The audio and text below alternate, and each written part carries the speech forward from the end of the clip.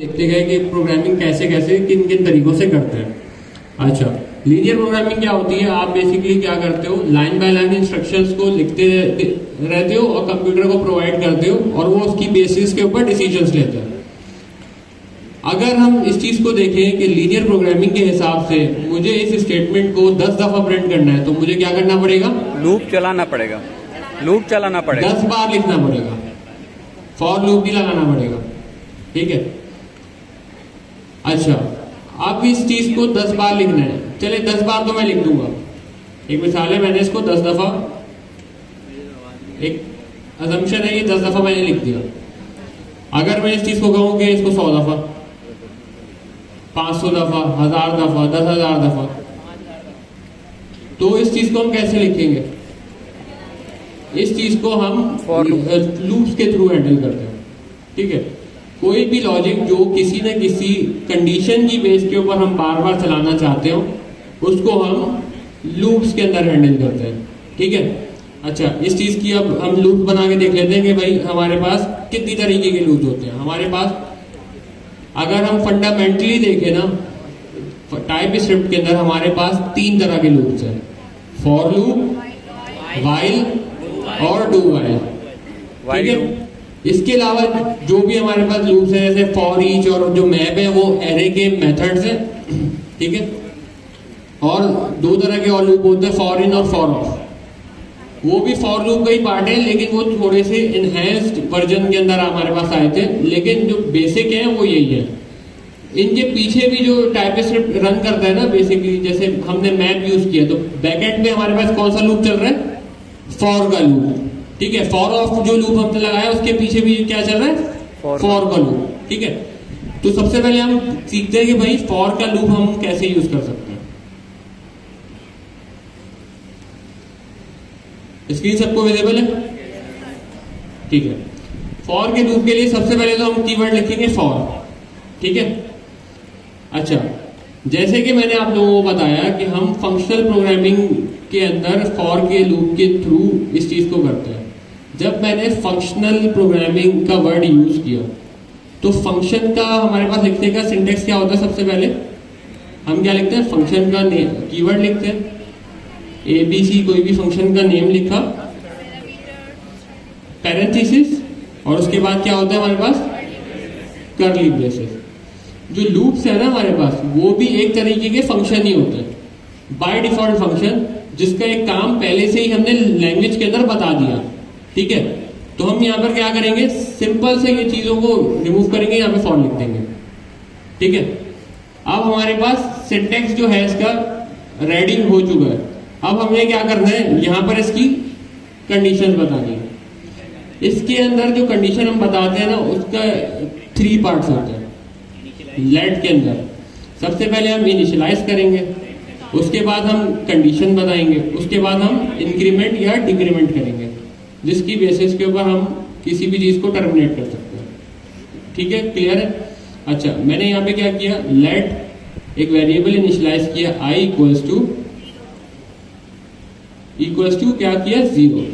ठीक है, ये इनिशियलाइज हो गया। अब हमें क्या बतानी है? कंडीशन। अच्छा, वेरिएबल की इनिशियलाइजेशन और कंडीशन को ब्रेक करने के हम यहाँ पे लगाते हैं सेमीकोलन। ये चीज क्लियर है? yes. इन तीनों पार्ट्स को ब्रेक करने के लिए हम बीच में क्या यूज करते हैं? सेमीकोलन। जैसे ही मैंने दूसरा सेमीकोलन लगाया हमारे पास जो एरर आ रहा था वो चला गया। ठीक है। अब मैंने क्या कहा? इसको जब तक i की वैल्यू लेस देन है 10 से, जब तक i की वैल्यू लेस देन है 10 से क्या करो? i plus plus. अच्छा, ये मैं पूरी कंडीशन आपको समझाता हूँ क्या होगा इसके अंदर। हमने क्या कहा? एक वेरिएबल बना दो भाई 0। ठीक है।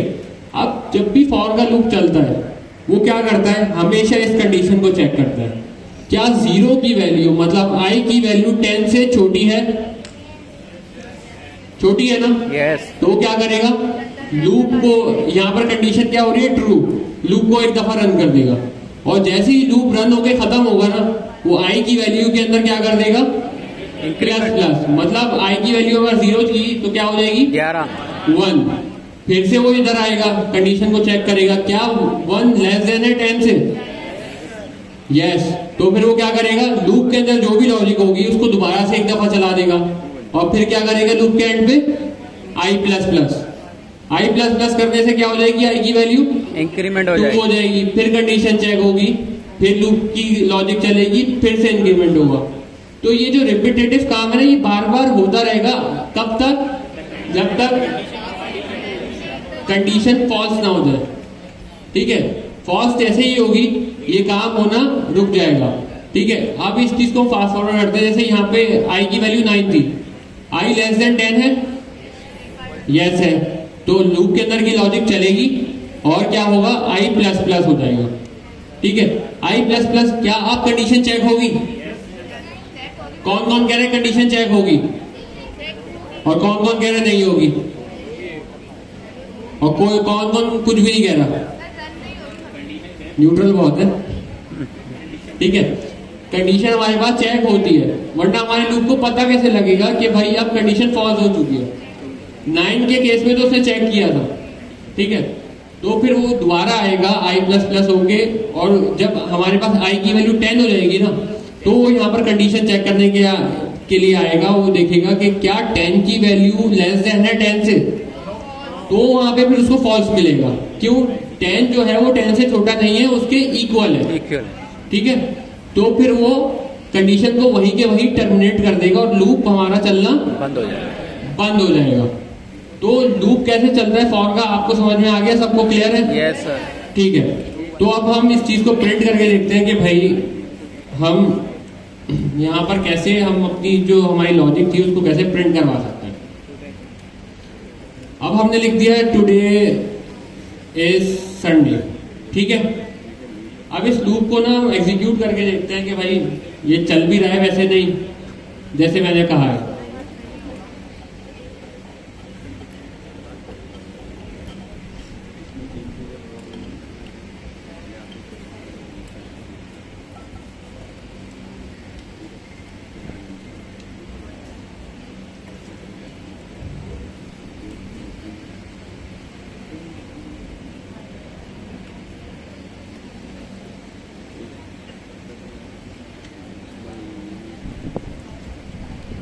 हमारे पास कितनी दफा टुडे संडे प्रिंट हुआ, 10 दफा, काउंट कर लेते हैं।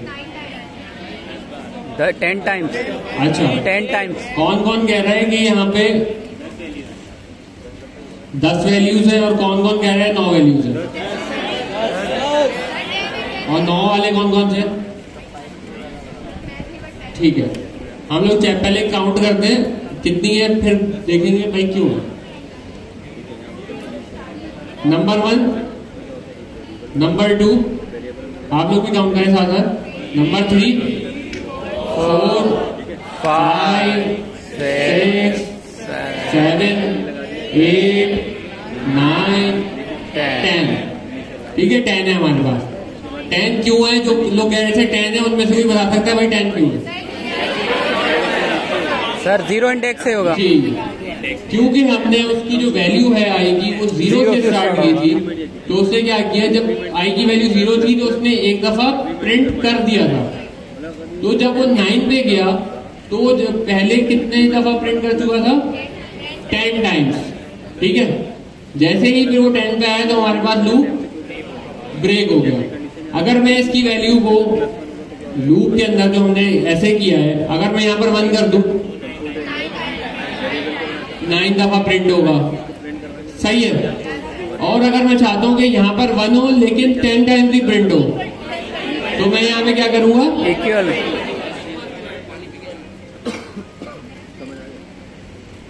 तो मैं यहाँ पे क्या करूंगा, इक्वल्स टू ऐड कर दूंगा।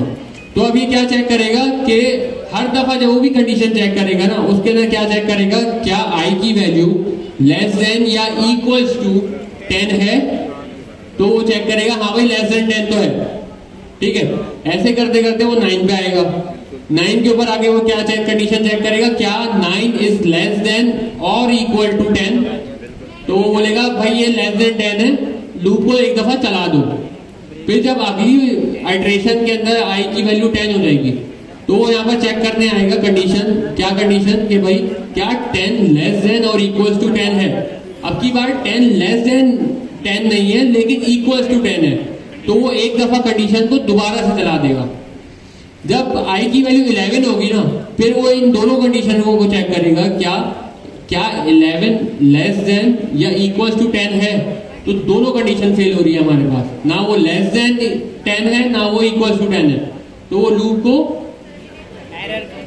ब्रेक कर देगा, टर्मिनेट कर देगा।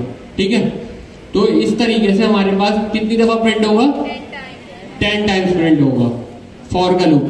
तो फॉर के लूप के अंदर आपको सिंटेक्स से रिलेटेड कोई क्वेश्चन है या लॉजिक से रिलेटेड कोई क्वेश्चन है तो पूछ लें, कुछ भी समझ में ना आएगा तो। आई के अलावा क्या और अल्फाबेट यूज कर सकते हैं? जी जरूर कर सकते हैं। यहाँ पे हम ABC लिख सकते हैं, फिर हम यहाँ पर इसको भी चेंज कर देंगे और फिर हम यहाँ पे इसको भी चेंज कर देंगे। तो इससे हमें क्या पता लगा कि हमारे वेरिएबल की जितनी भी लीगल नेमिंग कन्वेंशन है जो हमने टाइपस्क्रिप्ट पढ़ते हुए पढ़ी थी, वो सारे उसके मुताबिक चलते हुए हम वेरिएबल का नेम यहाँ पर असाइन कर सकते हैं। ठीक है, ये एक नॉर्मल वेरिएबल की तरह है। और किसी का कोई क्वेश्चन? जी, पोस्ट इंक्रीमेंट और प्री इंक्रीमेंट का डिफरेंस क्या है? ठीक है, कोई बताएगा भाई? जी आप बताएं, खड़े होकर बताना।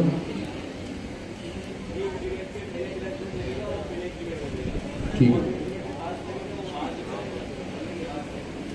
सही है सर, आप बता रहे थे। इंक्रीमेंट में जो भी वेरिएबल है, अगर वेरिएबल की वैल्यू पहले से असाइन हुई थी, उसके लिए 5 असाइन हुई होगी, इंक्रीमेंट कर रहे हैं तो पहले प्रिंट करने से पहले उस वेरिएबल की जो वैल्यू थी उसको 1 प्लस कर देगा इंक्रीमेंट में। और पोस्ट इंक्रीमेंट में जो भी वैल्यू है उसको पहले प्रिंट करता है और जो वैल्यू है उसको मेमोरी में रख देता है, और नेक्स्ट टाइम जब भी सेम वेरिएबल मिलेगा तो उसमें इंक्रीमेंट कर देगा मेमोरी से उठा के। पोस्ट इंक्रीमेंट की वैल्यू ऐड नहीं होगी, मेमोरी में चली जाएगी। ठीक है, किसका क्वेश्चन था ये? क्लियर हो गया आपका? ठीक है, तो भाई का क्वेश्चन था कि प्री इंक्रीमेंट और पोस्ट इंक्रीमेंट में डिफरेंस क्या है। अच्छा, मैं भी आपको एक दफा बता देता हूँ, बिल्कुल सिंपल अल्फाज में मैं बताता हूँ। प्री इंक्रीमेंट में क्या होता है, जब भी आप कोई इंक्रीमेंट करा रहे हैं और उसी वक्त कोई ना, इसका एक सिंपल सा डिफरेंस आपको उसी वक्त पता लगेगा जब आप सेम टाइम पे इंक्रीमेंट भी कर रहे होंगे और उसके ऊपर कोई ना कोई मेथड परफॉर्म भी कर रहे होंगे। क्लियर है? यूजुअली हम इस चीज के डिफरेंस को देखने के लिए क्या चीज यूज करते हैं, कंसोल करके वैल्यू को देख लेते हैं कि भाई इन दोनों के अंदर डिफरेंस क्या है। अगर मैं प्लस प्लस आई कंसोल करता हूं और आई की वैल्यू है 10, प्लस प्लस आई और आई की वैल्यू है 10, तो मेरे पास कंसोल पे क्या प्रिंट होगा? 11 प्रिंट होगा। क्यों? उससे सबसे कंसोल करने से पहले सबसे पहले क्या देगा, यूनिटरी ऑपरेटर प्लस का, कि उसने देखा भाई यहाँ पर प्लस प्लस लगा हुआ है, पहले आई की वैल्यू को बढ़ाओ, एक इंक्रीमेंट करो इसके अंदर। जैसे ही हमने उसके अंदर इंक्रीमेंट किया तो फिर उसके बाद उसने उसको कंसोल कर दिया, तो हमारे पास कंसोल में क्या प्रिंट होगा? 11। लेकिन इसके ऑपोजिट में अगर हम देखते हैं कि हमारे पास पोस्ट इंक्रीमेंट होता है, आई की वैल्यू आई प्लस प्लस लिखा हुआ होता है, तो वो क्या करेगा, पहले 10 को प्रिंट करेगा या 11 को प्रिंट करेगा? 10 को प्रिंट करेगा और मेमोरी में आई की वैल्यू जो है ना 11 अपडेट कर देगा। नेक्स्ट टाइम जब आप कभी भी कंसोल करेंगे, उस लाइन के नीचे कहीं पे भी कंसोल करेंगे, तो वो आपको क्या प्रिंट करके देगा? 11 प्रिंट करके देगा। तो इन दोनों के अंदर बेसिक डिफरेंस जो है वो यही है। ठीक है, क्लियर है जी? यहाँ पर प्री इंक्रीमेंट यूज नहीं करते हम। लूप के अंदर दिखा देता हूँ मैं आपको करके। एक काम हो जाएगा, तो काम तो वही करेगा ना, एक काम हो जाएगा। नहीं, क्या कह रहा है? अच्छा सॉरी, एक काम हो जाएगा, लेकिन यहाँ पर कोई फर्क नहीं पड़ेगा ना। क्यों? क्योंकि वो अपडेट तो कर रहा है, लेकिन उसके साथ हमने कोई मेथड परफॉर्म ही नहीं किया, वो होगा ही नेक्स्ट लाइन के ऊपर, मतलब नेक्स्ट ऑपरेशन के अंदर परफॉर्म होगा। तो हमेशा इसका जो बेस्ट वे होता है ना, हम हमेशा ऐसे केस में जब भी हमें कहीं पे भी किसी बाद वाले ऑपरेशन के अंदर कोई भी इंक्रीमेंट परफॉर्म करना होता है, तो उसकी बेस्ट प्रैक्टिस क्या है, हम पोस्ट इंक्रीमेंट यूज करते हैं।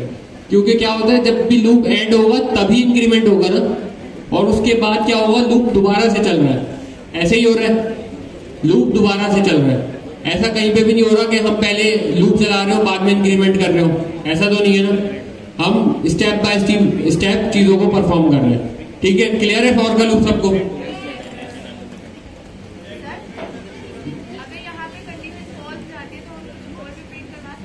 कहाँ पे? नहीं, देखिए लूप जो है ना हमारे पास, ये इफ एल्स की कंडीशन नहीं है। लूप के मतलब से समझे ना कि क्या चीज है, कोई भी चीज बार बार हो रही हो, ठीक है, वो जब तक होगी जब तक वो कंडीशन वैलिड है, उसके अलावा नहीं होगी वो। यहाँ पे कोई भी एल्स का सीन है ही नहीं। जैसे इफ के अंदर होता है ना, कंडीशन बता देते हैं, वो एक दफा चलता है, और नहीं तो फिर वो एल्स की कंडीशन में चलता है, ऐसे ही करते हैं ना। लेकिन हमारे पास फॉर का लूप जो है, जो जब तक वो कंडीशन वैलिड है, ट्रू है, जब तक चलेगा, फॉल्स के केस में नहीं चलेगा।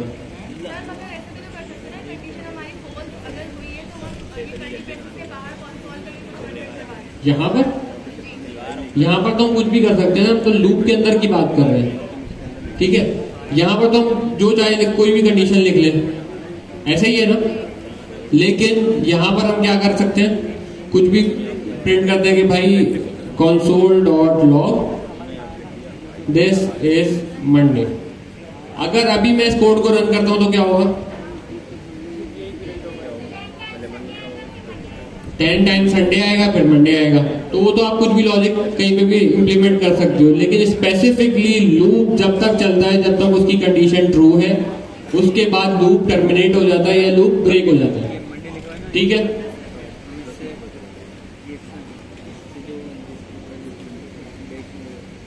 ब्रेक चाहिए? चले 5 में क्या डिफरेंस है, कोई बता सकता है?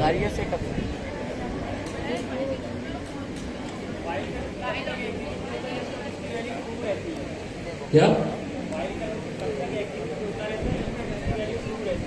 फॉर का लूप भी ऐसे ही चलता है? क्या करता है?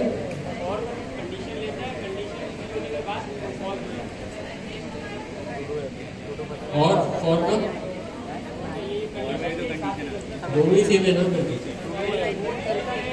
काउंटर जो है पहले डिक्लेयर हो जाएगा और कंडीशन लगाने के बाद, और जो इंक्रीमेंट है वो बॉडी के अंदर हो जाएगी। अच्छा, मैं बताता हूँ, इन दोनों के अंदर ना, वाइल में और फॉर में, अगर आप वैसे देखें ना तो फंक्शनैलिटी के हिसाब से कोई डिफरेंस नहीं।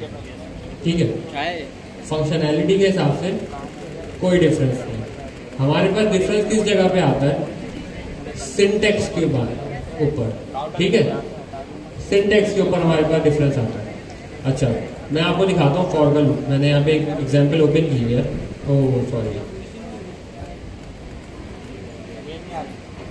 वही शेयर कर रहा हूँ।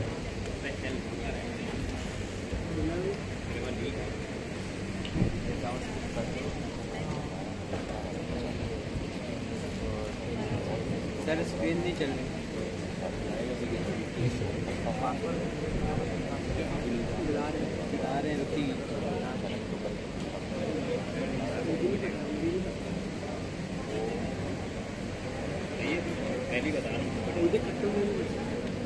सॉरी भाई, एक सेकंड, इंटरनेट कनेक्ट हो।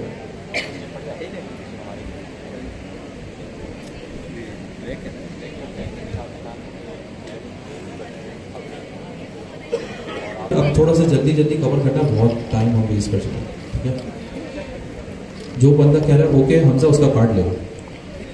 अच्छा, बात ये है, देखो मजाक अपनी जगह पे, लेकिन ये डिसिप्लिन के खिलाफ नहीं होना चाहिए।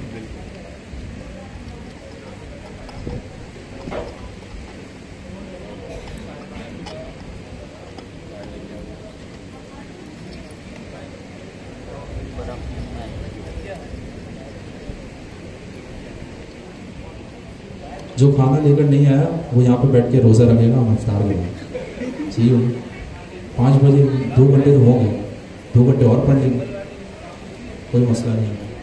मैं भी नहीं लाया, आप भी नहीं लाया, बैठ के एक दूसरे का मुंह देखेंगे। पढ़ लेते हैं यार, वो बहुत हो गया, बहुत हंसा रहे आप मुझे यार। I am trying to be serious. मसला क्या था, बात हुई फॉर और वाइल में फ़र्क क्या है। आप में से कुछ बंदों ने कहा कंडीशन होती है या जो भी होता है, एक मरतबा कोई बंदा बता सकता है फिर से, ताकि मैं उसे रिलेट कर सकूँ? जी बताएं। और में जो है वो इंक्रीमेंट ऑलरेडी उसके सेंटेक्स में होती है और वाइल के अंदर हमें वो बताना पड़ता है। वाइल के अंदर क्या करना पड़ता है हमें? हमें इंक्रीमेंट अपना लगाना पड़ रहा है। तो फॉर में भी तो लगाते हैं। और में वो सिंटेक्स का हिस्सा है। अच्छा, सिंटेक्स का पार्ट बताया जी, initialization of condition and increment, वो सिंटेक्स का हिस्सा है। जबकि वाइल जो है वो इसके अंदर कोई प्रोग्रामिंग नहीं है, इंक्रीमेंट उसको बताना पड़ता है। ऐसे सिंटेक्स का फर्क है, सिंटेक्स का फर्क दोनों में। दो जगह चाहिए होगा।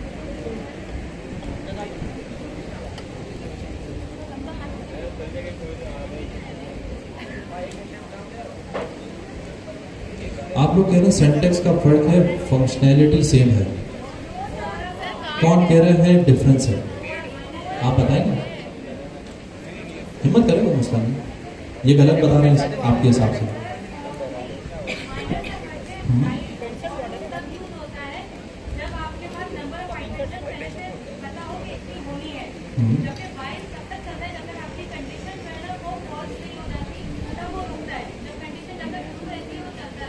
जबरदस्त, बहन पढ़कर आई है और आप जो है ना, आप ही पढ़कर आए, कोई बात नहीं। बहुत अच्छी बात की। फॉर में हम आइट्रेशन डिफाइन करते हैं। आइट्रेशन मतलब कब तक लूप जो है चलेगा। अब इसकी मिसाल क्या है? एक फॉर लूप अगर मैं यहाँ पे डिफाइन कर लूँ तो वो इजी हो जाएगा आपके लिए।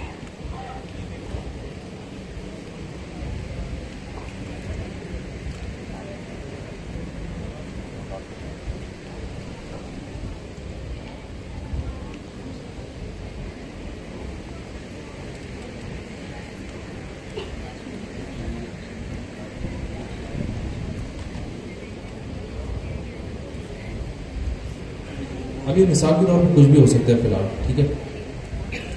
ये जो है ना, ये लेंथ ऑफ आइट्रेशन कहाँ तक चलेगा, यहाँ पर जो है ना कंडीशन डिफाइन होगी सर, ठीक है। ये कंडीशन फिलहाल किस पे लगी हुई है? नंबर पे। लेकिन क्या हम ये स्ट्रिंग पे लगा सकते हैं मिसाल के तौर पे?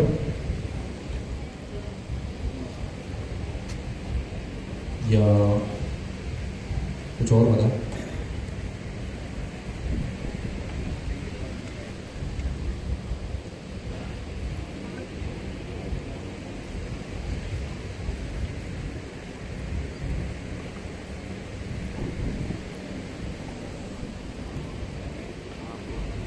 अब वाइल कैसे चलेगा? कंडीशन की बेस पर। Until and unless condition met नहीं होती वाइल चलता रहेगा। सही। फॉर में क्या करें? लेंथ डिफाइन करें, भाई इतनी आइट्रेशन तक चलेगा। Make sense? हो क्या हो रहा है? लूप ही चल रहा है और कुछ नहीं, कॉम्प्लेक्सिटी कुछ भी नहीं है, लूप चल रहा है। फर्क ये है वाइल वहां यूज करते हैं जहां पे लेंथ ऑफ आइट्रेशन पता ना हो, और फॉर कहां यूज करते हैं? जहां पे आइट्रेशन की लेंथ पता हो। अब इसको एक लेमैन टर्मिनोलॉजी में समझने की कोशिश करें। वाइल, सबसे पहले वाइल के अंदर अगर मुझे किसी को इंस्ट्रक्शंस देने हैं तो मैं ऐसे दूंगा। आपका नाम क्या है? अब्दुल्ला। अब्दुल्ला यार चलते रहना जब तक गवर्नर हाउस का गेट ना आ जाए। क्या कह रहा हूं? अब्दुल्ला को मैंने कहा अब्दुल्ला यहां से निकलो, चलते रहो जब तक गवर्नर हाउस का गेट ना आ जाए, और जब गवर्नर हाउस में पहुंच जाओ तो मुझे बता देना नंबर ऑफ स्टेप्स क्या। ठीक है, ये किसकी एग्जाम्पल है? वाइल की। वाइल की, फॉर की नहीं। अब्दुल्ला चलते रहो जब तक गवर्नर हाउस का गेट ना आ जाए। अब्दुल्ला 1000 कदम चलो, गवर्नर हाउस का गेट आए या ना आए, फॉर लो। अगर मैंने अब्दुल्ला को बता दिया कि यार इतनी आइट्रेशंस तक चलना है, इसका मतलब ये क्या है? For low. और मैंने सिर्फ अब्दुल्ला को ये बताया कि यार अब्दुल्ला यहां तक चलते रहो जब तक ये ना हो जाए, तो ये क्या है? While. While runs based on condition, for runs based on iterations, defined iterations. Defined iterations का मतलब ये कि मैंने बता दिया भाई यहां तक चल, इसके अलावा उसमें और कुछ भी नहीं। अब यहाँ पे किसी का सवाल है जिसको समझ ना आए, बाद में नहीं कहना, आपको समझ आ गया दोस्त? पक्का? एक और तीसरी टाइप है किसकी? Do while. अब अगर वाइल समझ आ गया तो डू वाइल भी समझ आ जाएगा। अब ये गवर्नर हाउस वाली एग्जाम्पल आप सबको समझ आ गई जो मैं एग्जाम्पल दिया अब्दुल्ला। अब मिसाल के तौर पर अब्दुल्ला गेट पे ही खड़ा हुआ है, अब मैं यूज करूंगा डू वाइल। मैंने अब्दुल्ला से कहा चलते रहो जब तक गवर्नर हाउस का गेट ना आ जाए। अब्दुल्ला तो गवर्नर हाउस के गेट पे ही खड़ा हो,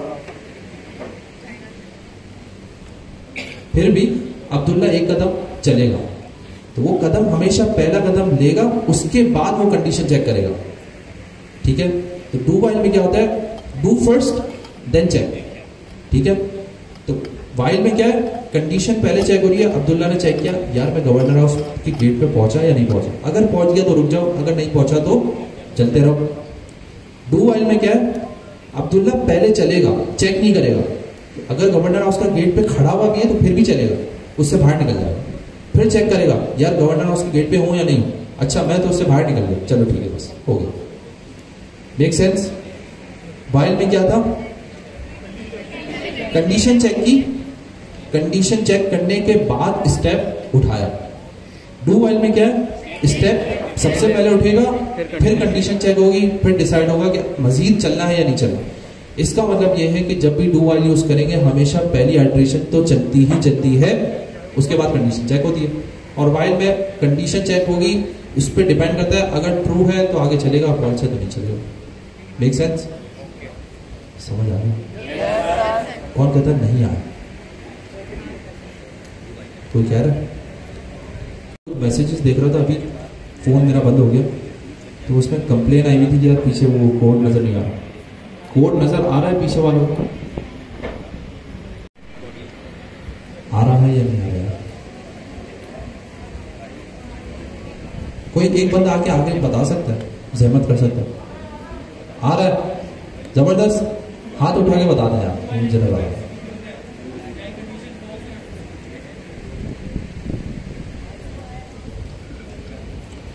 अब यहाँ पे डू वाइल की डेफिनेशन लिखी हुई है, मैं इसलिए आपको बता रहा हूं ताकि आप खुद से जब पढ़ने बैठे एक मर्तबा एक नजर मारो। द डू वाइल लूप, ये अंग्रेजी पढ़ सकते हैं आप सब? Block of code at least once before checking for the specified condition. Discussion खत्म हो गई? मुझे भी बता दो यार क्या है। अच्छा डिस्कशन नहीं हो रहा, सॉरी। एक मरतबा चलेगा, उसके बाद कंडीशन चेक करेगा, वाइल कंडीशन चेक करेगा, फिर चलेगा, और for loop length of iteration पे डिपेंड करता है। क्या इसकी कोड बेस्ड एग्जांपल आपको देखनी है या नहीं? कौन कह रहा है देखनी है? ठीक है, आगे दो और लूप पढ़ते हैं और फिर चारों की एग्जांपल देख लेते हैं। अब अगले तो जो टॉपिक है ना वो लूप है, मेजर कैटेगरी में नहीं आता। मेजर कैटेगरी में कौन सा है? For, while, do. दो एक्स्ट्रा लूप है, वो कौन से हैं? For of, for in. Concept थोड़ा सा डिफरेंट है।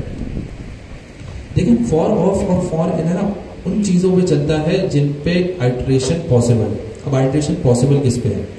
मिसाल के तौर पे एक वैल्यू है, लेट्स सपोज ट्रू, क्या उस पे आइटरेशन पॉसिबल है? हाँ या ना में जवाब। ट्रू, ट्रू में आइटरेशन पॉसिबल है। कौन कहता है पॉसिबल है? हाथ उठाओ। ठीक है, कौन कहता है लेट ए टाइप नंबर है इक्वल्स टू 1, उस पे आइटरेशन पॉसिबल है या नहीं? कौन कह रहा है? कौन कह रहा है नहीं है? और बाकी क्या कह रहे हैं? बाकी क्या कह रहे हैं? खाना खाना है, बिरयानी मंगवा ले। हमजा भाई बिरयानी का ऑर्डर दे दिया ना? क्या गवर्नर साहब ने इंतजाम किया तुम्हारी शादी का? तो शादी में खाना नहीं है, खाली छुआ रहे। यार मैं जानबूझ के कर रहा हूँ ये, ताकि आप जो डेड हो जाता है ना थोड़ा सा वापस आओ।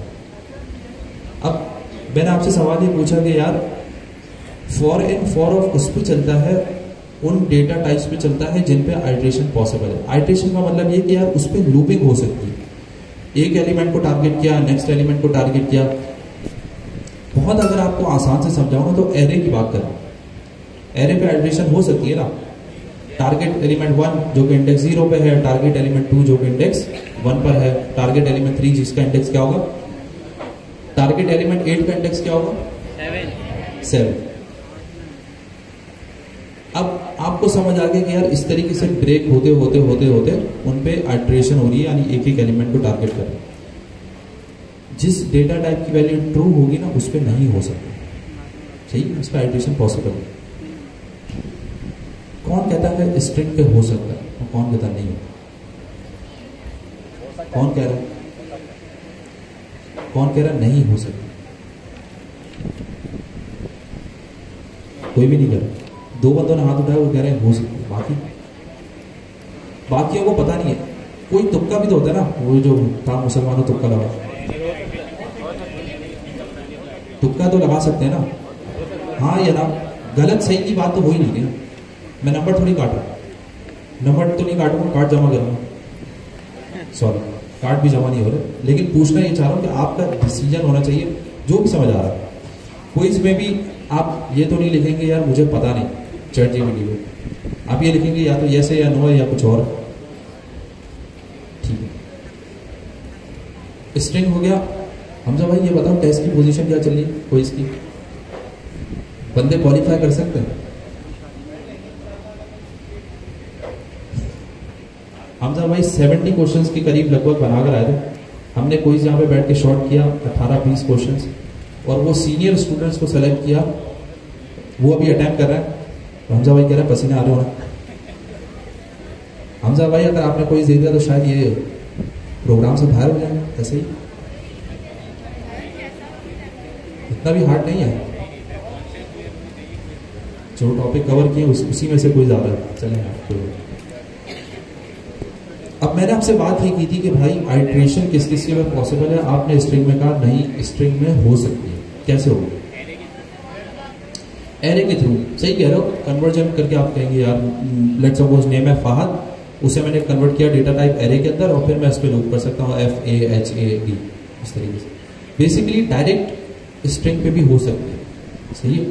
तो जब वो स्ट्रिंग पे आइट्रेशन करेगा तो कैसे करेगा? F को टारगेट करेगा, A को करेगा, S को करेगा, A को करेगा, फिर D को करेगा। नंबर 3 डेटा टाइप है ऑब्जेक्ट। कौन कहता है ऑब्जेक्ट पे आइट्रेशन पॉसिबल है? हाथ। और कौन कह रहा है ऑब्जेक्ट पे पॉसिबल नहीं है? ऑब्जेक्ट पे भी पॉसिबल है, और ये बेसिकली वही मेथड है जो कि आइट्रेटर के मेथड फॉर इन और फॉर ऑफ, ये ऑब्जेक्ट्स एरे और स्ट्रिंग पे यूज हो सकते हैं। अब इसकी एग्जांपल देखते हैं। बेसिकली मैं कोशिश करता हूँ मैं रैपो की एग्जांपल बोलूँ। अच्छा रैपो में नहीं है हमारे पास।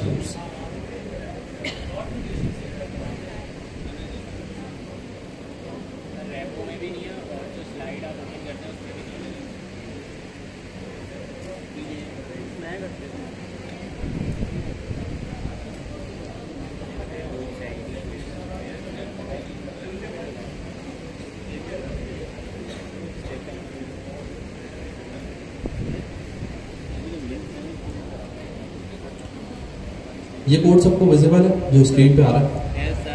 ठीक है। सबसे पहला loop for of. For loop का सिंटेक्स आता है आपको? आप मुझे बताएंगे कैसे लिखते हैं फॉर का लूप, बताएं। सबसे पहले क्या है? कीवर्ड। कीवर्ड है फॉर। फिर वेरिएबल इनिशियलाइजेशन जो कि है लेट ए बराबर है 0 के, कुछ भी हो सकता है बेसिकली वो, सेमीकोलन, फिर ए शुड बी लेस देन 10 और फिर ए प्लस प्लस।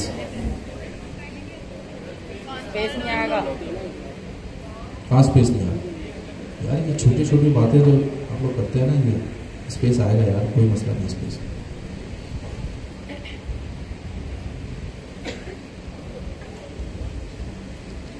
ठीक है, एग्री करते हैं, यही है, कुछ गड़बड़ तो नहीं है इसमें।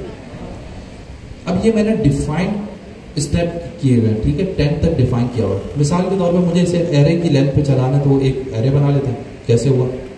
लेट टाइप क्या होगी, कुछ भी दे सकते हैं, नंबर जरूरी नहीं है।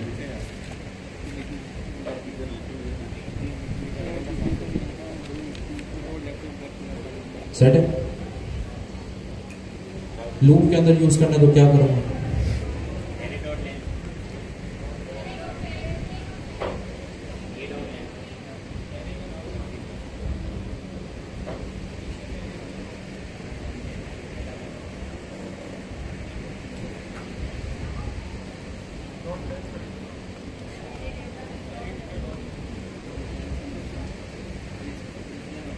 कोई शक है? कौन कह रहा? सेट है यहां तक, कोई इशू? फॉर ऑफ बड़ा ही माइनर सा फर्क है इंप्लीमेंटेशन स्ट्रक्चर के अंदर। कीवर्ड क्या आएगा? फॉर। फॉर है तो फॉर ही आएगा। Then parenthesis. इसके बाद का जो सेंटेक्स है ना वो टेक्निकल है थोड़ा सा। लेट, उसके बाद जो हम डिफाइन करेंगे वो वेरिएबल है। वो वेरिएबल वो है जो कि बेसिकली करंट इंडेक्स पे चल रहा होगा या करंट एलिमेंट हो। इसको आप कुछ भी नाम दे सकते हैं, कोई रैंडम सा नाम बताएं। क्या?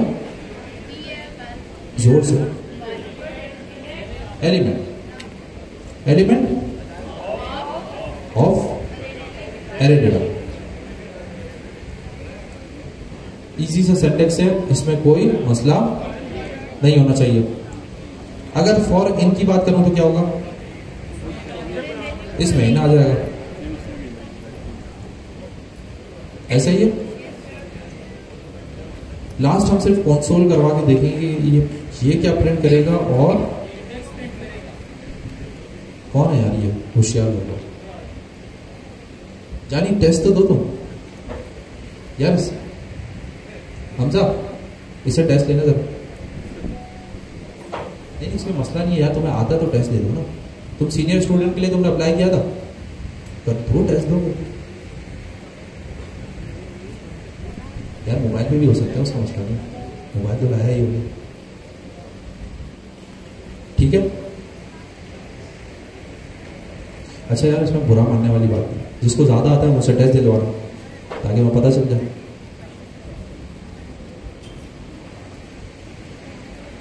इसमें घबराने वाली बात है? घबराने वाली बात है? मुझे तो लग रहा है घबरा रहे हैं, डर रहे हैं।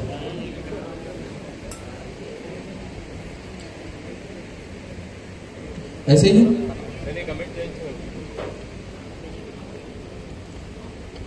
सेंटेक्स में किसी को मसला? सेंटेक्स में किसी को मसला है? ऑफ और इन दोनों में माइनर सा फर्क है। ऑफ रिटर्न करता है वैल्यूज। ऑफ क्या रिटर्न करेगा? वैल्यूज। इन क्या रिटर्न करेगा? इंडेक्स। पीछे क्या नहीं आ रहा? आवाज नहीं आ रही, क्या नहीं हो रहा? प्रोजेक्टर नहीं चल रहा यार। एडमिन से कोई बंदा देखेगा प्लीज काइंडली।